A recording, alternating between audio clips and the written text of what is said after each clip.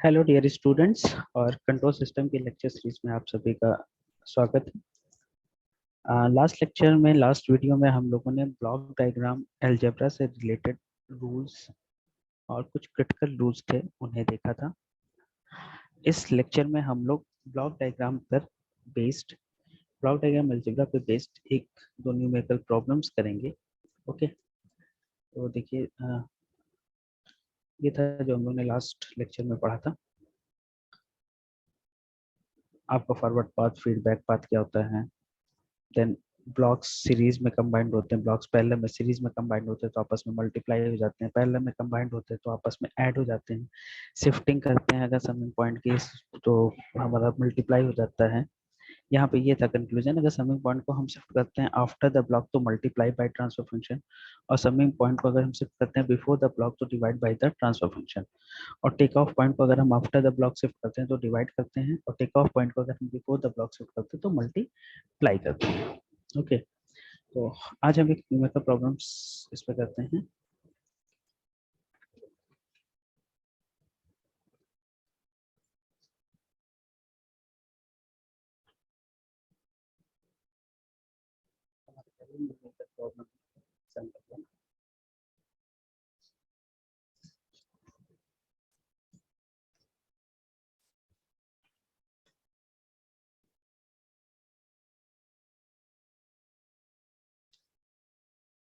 That is block G1। देखिए यहाँ पे मैं सब G1 लिख रहा हूँ, ब्रैकेट में S नहीं लिख रहा हूँ। ये अंडरस्टूड है कि ये सब S डोमेन में है। That mean G1 means G1 bracket में S और G2 मीन्स G2 ब्रैकेट में S। ठीक है,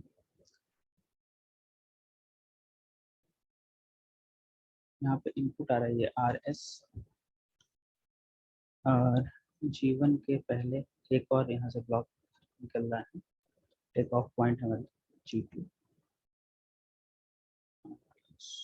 ये है आपका G3। ओके, और यहाँ पर फिर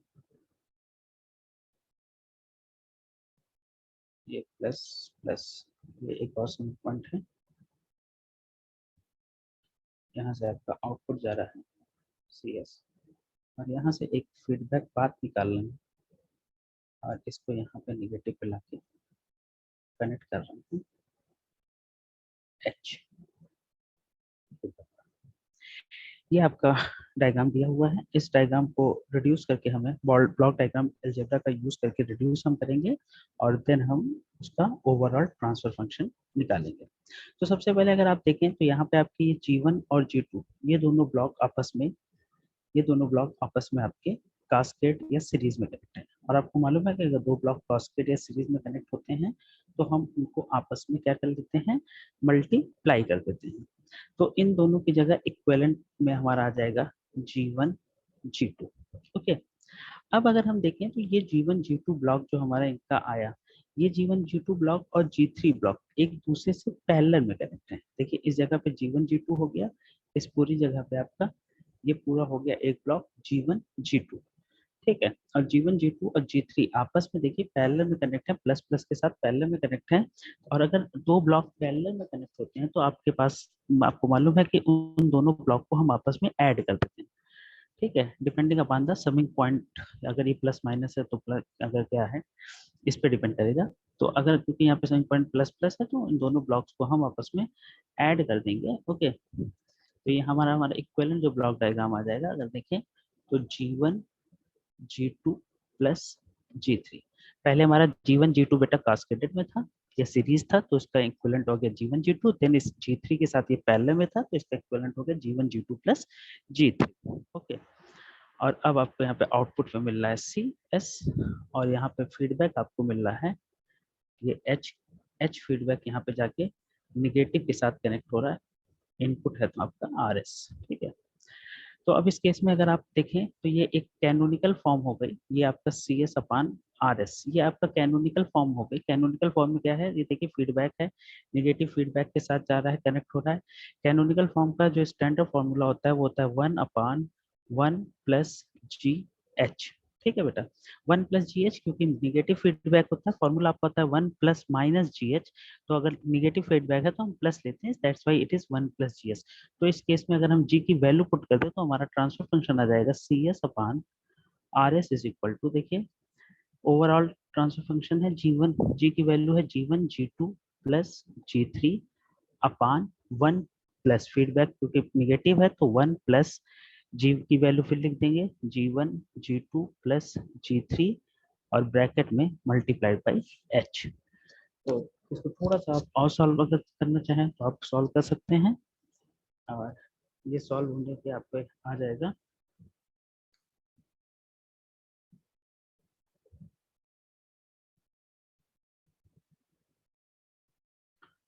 ये सॉल्व होने पे आ जाएगा आपका G one G two plus G three upon 1 plus G one G two H plus G three H,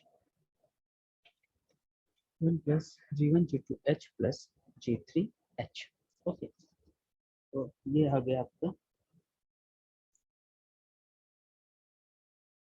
पहला एग्जांपल। एक बार फिर से मैं इसको बता देता हूँ। देखिए यहाँ पे आपका क्या था, G1 और G2 आपका पहले सबसे पहले कास्केडेड या सीरीज में कनेक्ट था। तो G1 G2 अगर सीरीज में कनेक्ट था तो उनका इक्विवेलेंट हो गया G1 इंटू G2। उसके बाद G1 और G2 के साथ ऊपर G3 आपका पैरेलल में कनेक्ट था।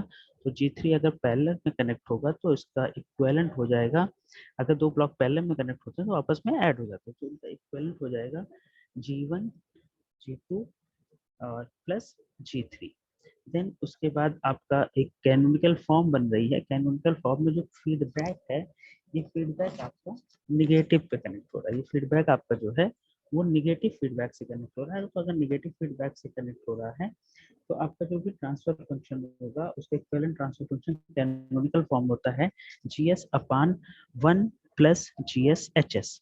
ये actually 1 G S upon 1 plus minus G S H S होता है। अगर निगेटिव फीडबैक होता है तो हम प्लस लेते हैं, और अगर पॉजिटिव फीडबैक होता है तो हम माइनस लेते हैं। तो आ जाएगा G S upon 1 plus G S H S, और जी एस की वैल्यू आपने पुट कर दी तो आपका आंसर आ गया G one G two plus G three upon 1 plus G one G two plus G three into H.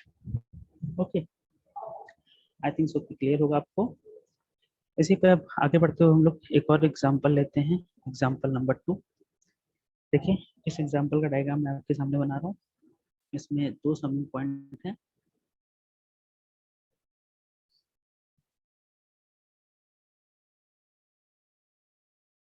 दो समिंग पॉइंट हैं, और इन दो समिंग पॉइंट से पहला एक ब्लॉक यहाँ पे जुड़ा हुआ है G1, और फिर इससे एक ब्लॉक जुड़ा हुआ है G2, और G1 G2 के बीच से हम एक पाथ निकाल रहे हैं, और इस पाथ से हम एक फीडबैक कनेक्ट कर रहे हैं H1, एक फीडबैक कनेक्ट कर रहे हैं हम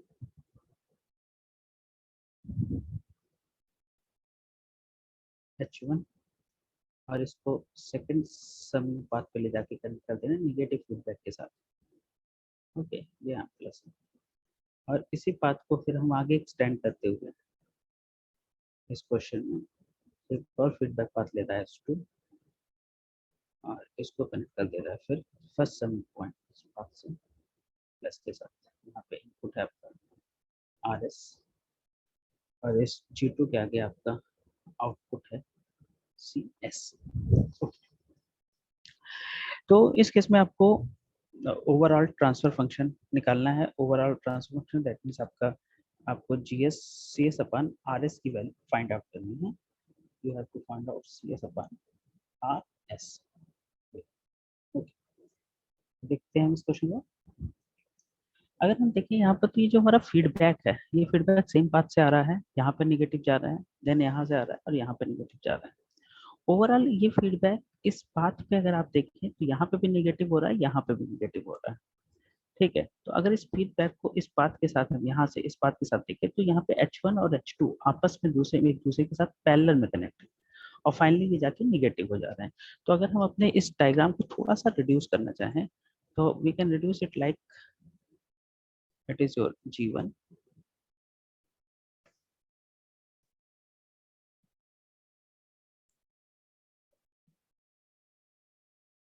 ये आपका H1, ये आपका H2, और फिर उसके बाद जाके हम यहाँ पे एक समिंग पॉइंट ले रहे हैं, ये प्लस, और ये भी यहाँ पे आके इस पे प्लस कर रहा है, और इसका आउटपुट ऊपर जाके इस समिंग पॉइंट पे माइनस के साथ कनेक्ट हो जाता है, माइनस, ये आपका आर एस। तो अगर इस जगह पे आप देखते तो आपको यहाँ पे देखिए आर एस मिलता, आर एस माइनस H2 और फिर माइनस H1, तो यहाँ पे आपको इस जगह पे मिल रहा होता आर माइनस H2, देखिए इस जगह पे आपको मिलता आर माइनस H2, और इस जगह पे फिर आपका are minus H2 minus H1 मिलता है, इस जगह पे आपको मिलता। अभी भी अगर आप देखें तो इस जो भी आपने कनेक्शंस में हम लोग ने जो चेंजेस किए उस कनेक्शन में चेंजेस के बाद भी हमें इस पॉइंट पे देखिए क्या मिल रहा होगा, हमें यहाँ से H1 मिल रहा है, H2 मिल रहा है, यानी यहाँ पे हमारा जा रहा होगा H1 प्लस H2, और फिर हमें यहाँ पे मिलेगा R, ये माइनस लगा हुआ तो R minus H1 minus H2, R minus H1 minus H2, just second, R minus H1 minus H2, that means अगर हमने ये जो विड्रॉ सर्किट किया है इसके जो है विड्रॉ से यहाँ पर कोई भी डिफरेंस नहीं आ रहा है।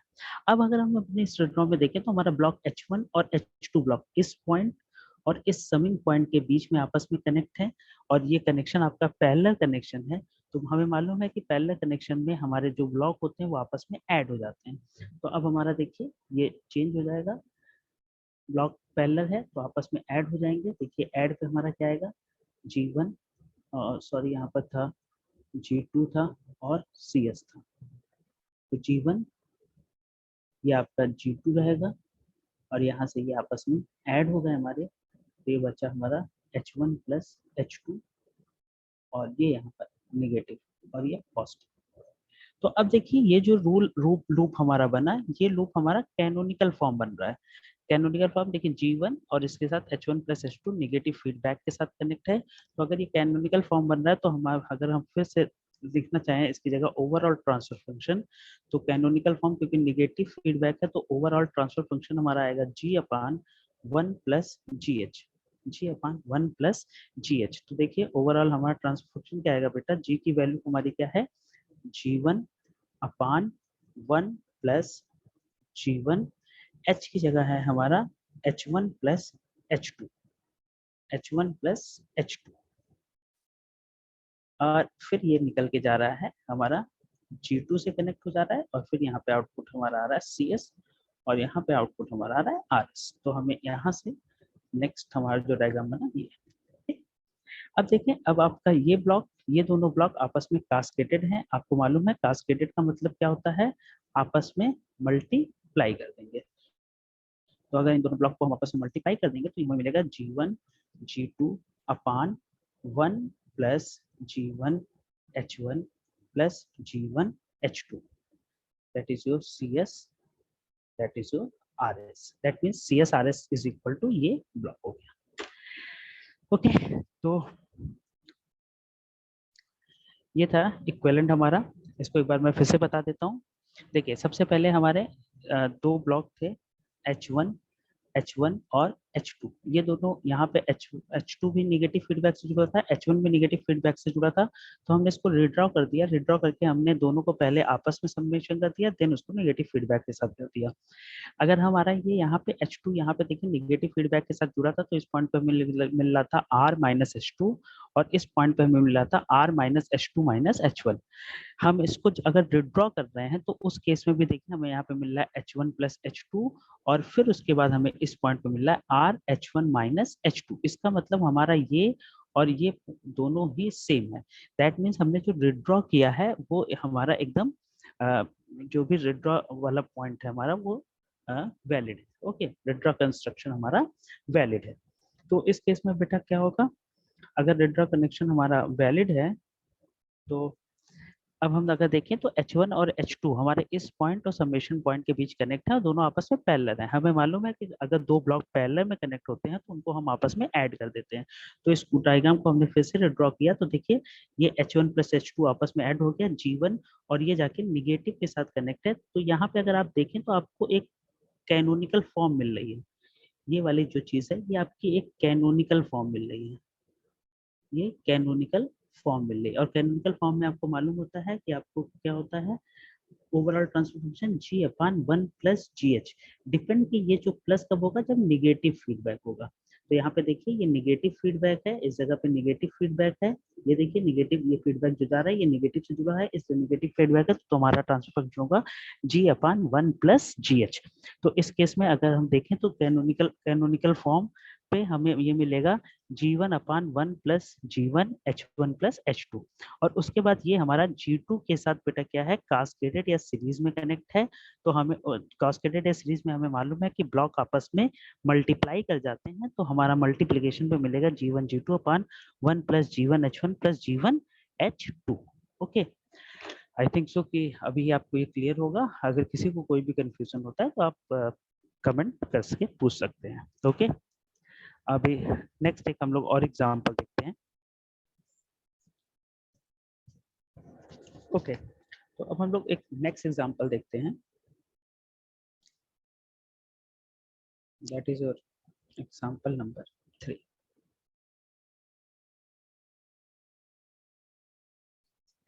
देखिए ये डायग्राम आपका है, एक समेशन ब्लॉक है प्लस माइनस और यहाँ पर एक ब्लॉक है दैट इज योर जी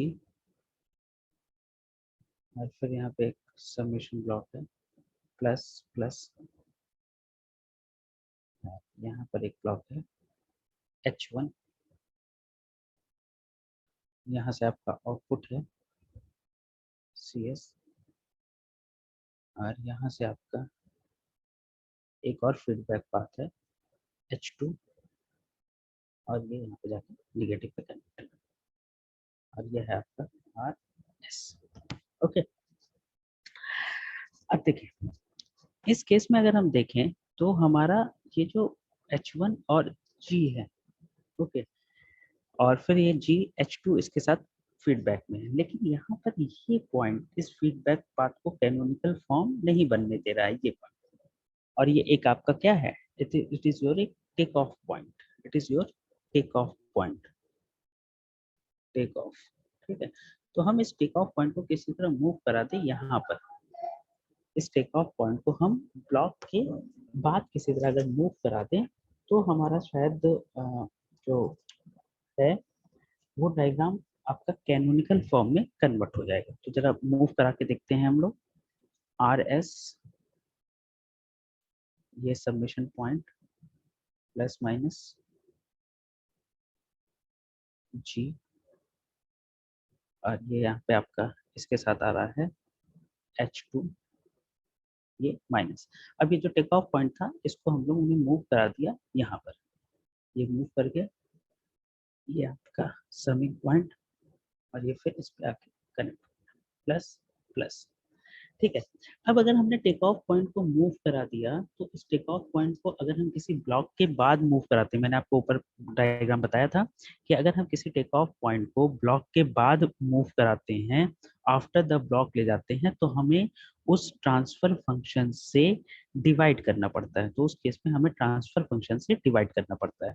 तो क्योंकि टेक ऑफ पॉइंट को हम बाद में मूव करा रहे हैं और इसके पास ट्रांसफर फंक्शन पहले से था H1, ट्रांसफर फंक्शन पहले से था H1, ठीक है, और इसको हम मूव करा रहे हैं, इसको हम मूव करा रहे हैं ब्लॉक G1 के बाद, ब्लॉक G के बाद। तो हमें इस ब्लॉक G से क्या करना पड़ेगा, डिवाइड करना पड़ेगा, इस ब्लॉक G से हमें डिवाइड करना पड़ेगा।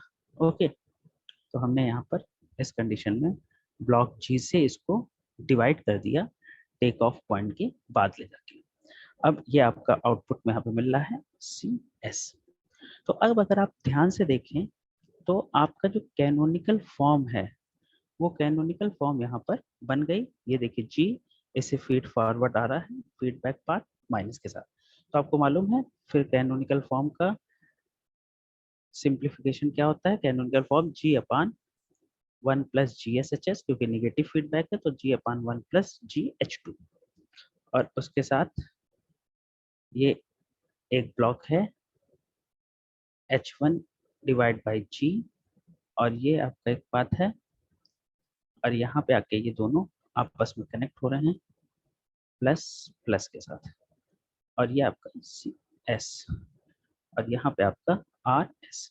अब अगर आप देखें तो ये H1 बाई जी और एक ये सिंपल लाइन, अगर देखिए लाइन पे कोई भी ब्लॉक नहीं है तो उस लाइन का सिंपल गेन होता है 1। तो अगर हम देखें तो 1 और H1G इस पॉइंट से और इस सबमिशन पॉइंट के बीच कनेक्ट हैं 1 और H1G, और ये दोनों आपस में क्या है, पैरेलल हैं। तो अगर हम ये आपस में पैरेलल कनेक्टेड हैं तो इसको हमको मालूम है कि अगर दो ब्लॉक आपस में पैरेलल होते हैं तो उन दोनों ब्लॉकों को आपस में हम ऐड कर देते हैं। तो ये हो जाएगा G अपान 1 प्लस जी एच टू, और ये दोनों 1 प्लस H1G आपस में पैरेलल में कनेक्ट हैं, तो ये हमारा रिजल्टेंट आ जाएगा 1 प्लस H1 डिवाइड बाई जी, और ये आपका CS, और यहाँ पर आपका इनपुट आ गया RS, यहाँ पे इनपुट आपका आ गया बटा RS।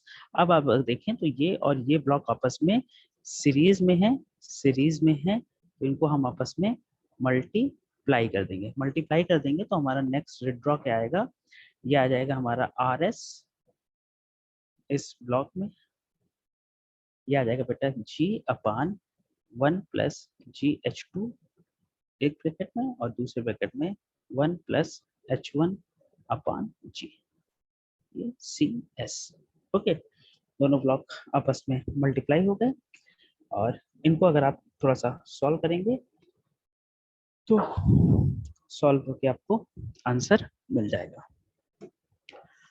ओके, आई थिंक सो कि आपको ये चीज़, ये प्रॉब्लम समझ में आई होगी। इसमें सिंपल था, कुछ नहीं किया हमने, पहले हमारा हमने इस ब्लॉक को, क्योंकि ये यहाँ पर इसको टेक ऑफ पॉइंट को बना रहा था, तो ये कैनोनिकल फॉर्म को बनने नहीं दे रहा था, तो इस टेक ऑफ पॉइंट को इस ब्लॉक के हम बाद ले गए। किसी भी टेक ऑफ पॉइंट को जब ब्लॉक के बाद ले जाते हैं तो उसमें ट्रांसफर फंक्शन से मल्टीप्लाई हो जाता है, ब्लॉक के ट्रांसफर फंक्शन से सॉरी डिवाइड हो जाता है।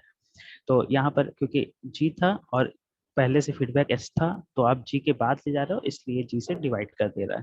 देन ये कैनोनिकल फॉर्म बढ़ गई, कैनोनिकल फॉर्म का ये हो गया H1G, और ये वाली लाइन 1 एक दूसरे के साथ पैरेलल में हो गए, तो इनका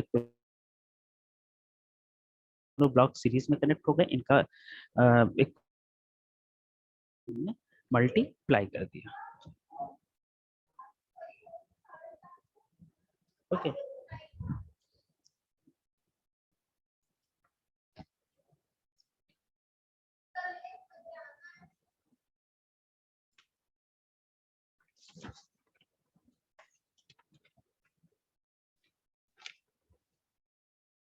एक एग्जांपल और हम लोग छोटा सा देख लेते हैं।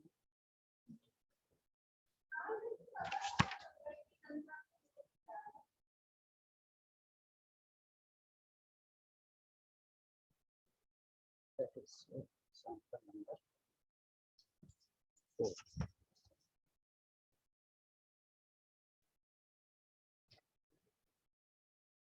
हमें एक ब्लॉक डायग्राम दिया है और हमें उसे सिंप्लीफाई करके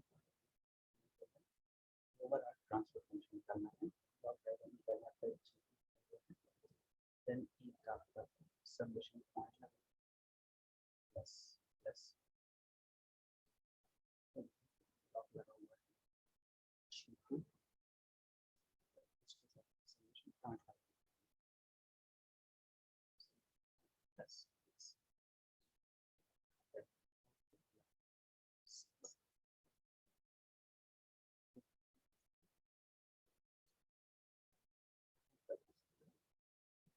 यहाँ सब में टेक ऑफ पॉइंट लिया है, इसको यहाँ पर तो अगर ये देखिए तो ये फीडबैक पाथ नहीं है, इसमें फॉरवर्ड पाथ है बेटा, यहाँ से देखो ना आगे की ओर जा रहा है, ये फॉरवर्ड पाथ है। तो इस क्वेश्चन को हमें करना है, इसे हम थोड़ा सा पहले से विड्रॉ करेंगे। तो विड्रॉ करने का क्या करना है,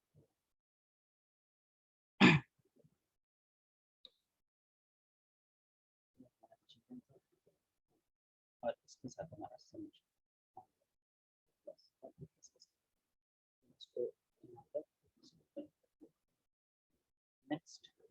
इसका आउटपुट G2 में जा रहा है और G2 के साथ प्लस और प्लस। अब देखिए ये यहाँ पे जो कनेक्ट है ना, इस कनेक्शन को हटा के आर को ही ले रहा है। ये अगर यहाँ पे देखें तो इस आर ही आ रहा है और इस पॉइंट पे भी आपका आर ही आ रहा है, ठीक है। तो हम क्या करते हैं कि इस पॉइंट से हम आर को इसी ब्रांच को आगे ना बढ़ा के हम यहाँ से दूसरा एक आर निकाल लेते हैं और इसको फिर हम लाके यहाँ पे आगे कनेक्ट करते हैं। फिर आपका एस। तो इस तरह से हमारा ओरिजिनल डायग्राम कोई फर्क नहीं पड़ रहा है। अब अगर आप देखें तो आपके ये जो दो ब्लॉक हैं, ये ब्लॉक G1 और ये पाथ, मैंने अभी आपको बताया था कि ये पाथ नॉर्मल लाइन है तो उसका गेन हम लेते हैं 1। तो 1 और G1 आपस में एक दूसरे के इस पॉइंट और सबमिशन पॉइंट के बीच कनेक्ट है, तो ये दोनों आपस में पैरेलल में कनेक्ट है। और आपको मालूम है अगर आपस में पैरेलल में कनेक्ट हैं तो पैरेलल में जो है उनको हम आपस में ऐड कर देते हैं, ठीक है, depending upon the sign of submission points, ठीक है। तो आपस में अगर हम इनको ऐड कर देंगे बेटा तो देखिए क्या आ जाएगा, it will become 1 plus G और फिर आपका ये आपका G2 है और G2 के साथ यहाँ पे सबमिशन पॉइंट है और ये आपस में